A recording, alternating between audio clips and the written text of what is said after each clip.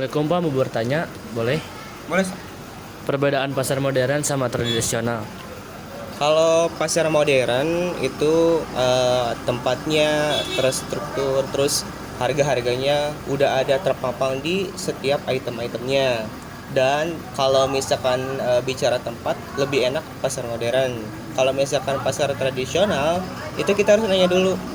Kayak, Pak ini harganya berapa Pak? Oh, itu masih bisa ditawar. Tapi kalau misalkan di pasar modern, itu harganya udah pas, udah nggak bisa ditawar. Kayak gitu, itu perbedaannya. Kalau kualitas pasar modern sama tradisional, Ya, kalau bicara kualitas pasti yang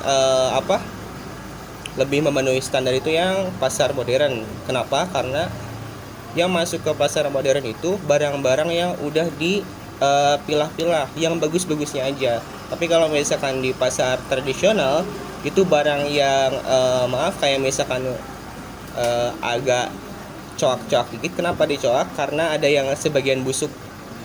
Kayak misalkan wortel, itu kan wortel ada yang sebagian busuk jadi dicoak.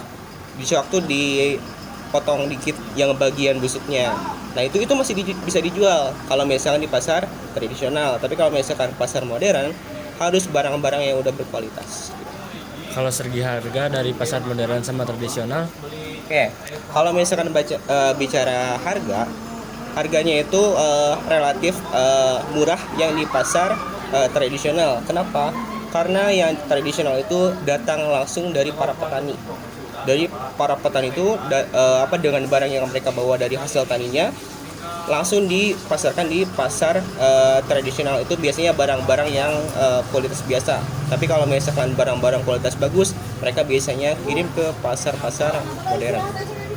oke Pak, baik, terima kasih mau diwawancara. Ada lagi pertanyaan? Sudah, Udah? dah. Terima kasih Pak.